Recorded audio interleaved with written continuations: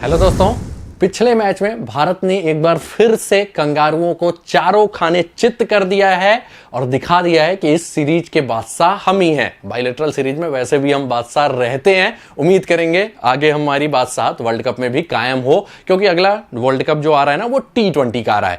तो अब देखते हैं कि दोनों टीमें चेंजेज क्या करेंगी।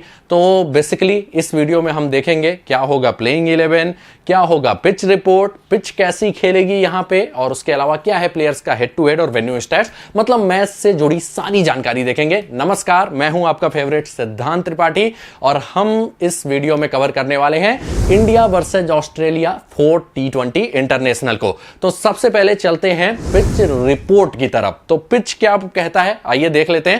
मैच कहां पे होने वाला है? मैच होने वाला है इंडिया के सबसे पाटा विकेट यानी कि एम चिन्नास्वामी स्टेडियम, जो कहां पे स्थित है? बेंगलुरु में। और आरसीबी फैन तो भाई भली भांति इससे परिचित होंगे क्योंकि यहां पे जम के रन पड़ते हैं। तो पिच का नेचर बिना कुछ सोचे समझे जान लीजिए, बैटिंग फ्रेंडली होता है। बल्लेबाज यहां पे एंजॉय करना चाहते हैं, गेंदबाजों की हालत एकदम मरे हुए जैसी हो जाती है, वो सोचते हैं मैं नहीं तू बॉलिंग कर भाई, ऐसा कुछ रहता है वहां पे हाल। बाउंड्री शॉर्ट होती है, 65 मीटर के आसपास बाउंड्री होती है, 60 से 65 के आसपास, मतलब रन जम के बनते हैं। गेंदबाजों के लिए यहां कुछ होता नहीं है। तो बल्लेबाज गलती करेंगे या फिर हाथ से स्पिनर को नहीं पढ़ पा रहे हैं, जैसे ऑस्ट्रेलिया की टीम में कई बल्लेबाज हैं, शॉट नहीं पढ़ पाते, किसको भाई?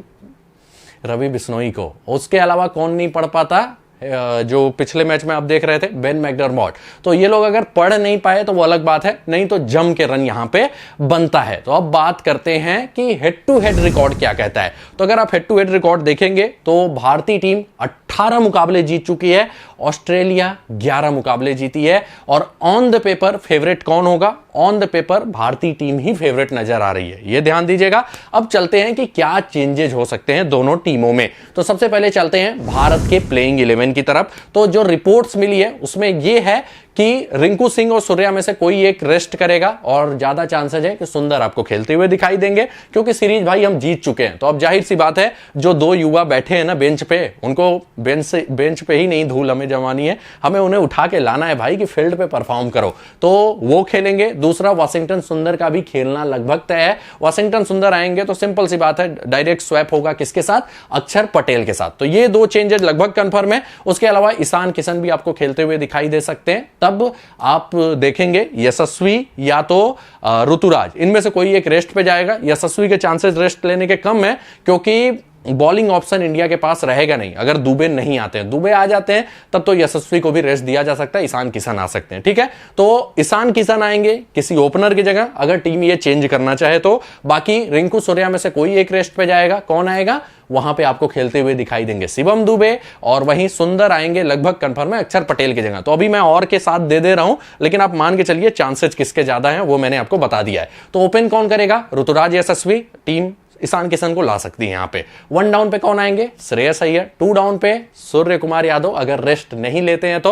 और उसके अलावा नंबर फिर आपको 5 पे कौन बैटिंग करते हुए दिखाई देगा? रिंकू सिंह और शिवम दुबे में से कोई एक। नंबर 6 पे जितेश शर्मा, जिन्होंने अपने छक्कों से पिछले मैच में दर्शकों का जम के इंटरटेनमेंट किया था। उसके बाद आते हुए आपको दिखाई देंगे वाशिंगटन सुंदर। मैं लगभग कंफर्म हूं कि अक्षर नहीं खेलेंगे, सुंदर को आना चाहिए, ठीक है। यह भी बात ध्यान देना है। आगे बढ़ते हैं, आगे फिर आएंगे दीपक चहर, जो थोड़ा बहुत बल्ला भी लेते हैं और रह के उन्होंने एंटरटेनिंग नॉक्स खेला है, यह ध्यान दीजिएगा। उसके बाद बैटिंग करने आएंगे रवि बिश्नोई, फिर आएंगे आवेश मुकेश में से कोई एक, मतलब दोनों का पोजीशन इंटरचेंज कभी भी हो सकता है, दोनों को ही बैटिंग नहीं आती उतना, तो आवेश को रख लेते हैं फिर मुकेश को रख लेते हैं। तो ये है भारतीय टीम का प्रोबेबल 11 एक्सपेक्टेड बैटिंग ऑर्डर में, जहां पे आप ये मान के चलिए कि सूर्या रिंकू में से कोई एक खेलेगा और वहीं वाशिंगटन सुंदर अक्षर में से कोई एक खेलेगा, जिसमें सुंदर के चांसेस ज्यादा हैं। डेथ कौन करेगा भारतीय टीम से?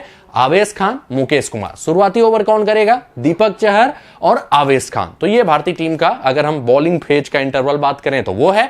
अब हम चलते हैं ऑस्ट्रेलिया के प्लेइंग 11 की तरफ। तो ऑस्ट्रेलिया की टीम देखिए हर मैच में ना थोड़ा वो मजे के मूड में रहते हैं, वो थोड़ा ज्यादा एक्सपेरिमेंट पे ध्यान देते हैं। पिछले मैच में मैथ्यू वेड अगर ऊपर आते ना तो शायद परिस्थितियां अलग होती, लेकिन वो कुछ खास अपने स्ट्रेटजी में चेंज कर नहीं रहे हैं, एक्सपेरिमेंट पे ज्यादा ध्यान दे रहे हैं। इसीलिए इसीलिए थोड़ा ये सीरीज वन साइडेड हो गया है, नहीं तो ऑस्ट्रेलिया टक्कर देती। टीम में चेंजेस की बात करें, पिछले मैच में नाथन एलिस जो इनके अब तक के बेस्ट गेंदबाज थे, मतलब बेस्ट भी मैं नहीं बोलूंगा, बेरेंडॉर्फ ने सबसे अच्छी गेंदबाजी की है, लेकिन विकेट जो लेते हुए ज्यादा दिखाई दे रहे थे, मैं उनकी बात कर रहा हूं, उनको भी रेस्ट दे दिया था। वहीं रिचर्डसन हो गए थे इंजर्ड। अब बात करें इस टीम में क्या चेंज हो सकता है, तो देखिए ज्यादा चेंज होने की संभावना नहीं है। नाथन एलिस को वो ला सकते हैं डॉर्साइज के जगह, लेकिन मुझे लगता है डॉर्साइज को ही टीम अभी बैक करेगी, क्योंकि एक मैच बचा है तो उनको भी खिलाना चाहिए, एक मैच और देना चाहेंगे। तो मैं ऑस्ट्रेलिया की टीम में ज्यादा चेंज की उम्मीद नहीं कर रहा हूं। सेम प्लेइंग 11 के साथ मोस्ट प्रोबेबली ये टीम जाएगी।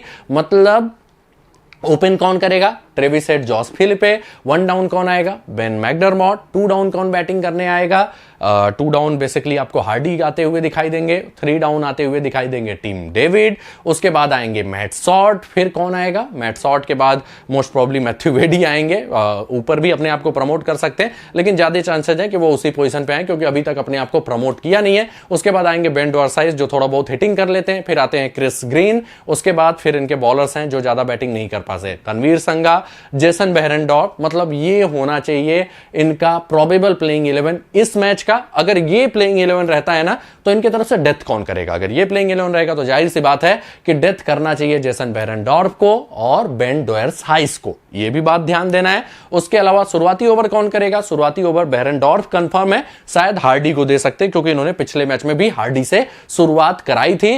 5th मेन बॉलर इनके हार्डी रहेंगे, क्योंकि 4 ही मेन बॉलर्स हैं, और छठे बॉलिंग ऑप्शन में इनके पास ट्रेविस हेड और मैट सॉर्ट भी हैं जो एक आख ओवर बॉलिंग कर सकते हैं। तो ये तो हो गया दोनों टीमों का एक्सपेक्टेड प्लेइंग 11 और पिच रिपोर्ट। अब थोड़ा सा जो लोग हेड टू हेड और वेन्यू स्टैट्स देखना चाहते हैं, आपको स्क्रीन पे दिखाई दे रहा होगा हेड टू हेड स्टैट्स। मतलब कि इन टीमों के बल्लेबाजों ने दूसरे टीमों के अगेंस्ट, बल्लेबाजों और गेंदबाजों ने दूसरे टीमों के अगेंस्ट क्या किया हुआ है, ये आपको इंडिया का हेड टू हेड दिखाई दे रहा होगा, और उसके बाद आपको दिखेगा ऑस्ट्रेलिया का हेड टू हेड। अब बात करते हैं कि इस वेन्यू पे किसने अच्छा प्रदर्शन किया, वो भी आपको सामने दिखाई दे रहा होगा। तो दोस्तों ये था इस मैच से जुड़ा सारा डेटा एनालिसिस। होपफुली आपको पसंद आया होगा। तो जल्दी से यार, इंडिया का मैच है, वीडियो को लाइक और शेयर कीजिए। जो भी नए यूजर हैं चैनल को सब्सक्राइब करके बेल का आइकन जरूर प्रेस कर दीजिएगा, जिससे टाइमली आपको नोटिफिकेशन मिलता रहे, क्योंकि भाई एनालिसिस मिस कर जाएंगे ना तो बहुत कुछ मिस करेंगे। तो जल्दी से वीडियो को करिए लाइक और शेयर, चैनल को सब्सक्राइब करके बेल का आइकन भी जरूर प्रेस कर दीजिएगा। वीडियो इसी के साथ समाप्त होता है, मिलते हैं अगले वीडियो में। तब तक के लिए आप सभी लोगों को टाटा बाय बाय, धन्यवाद।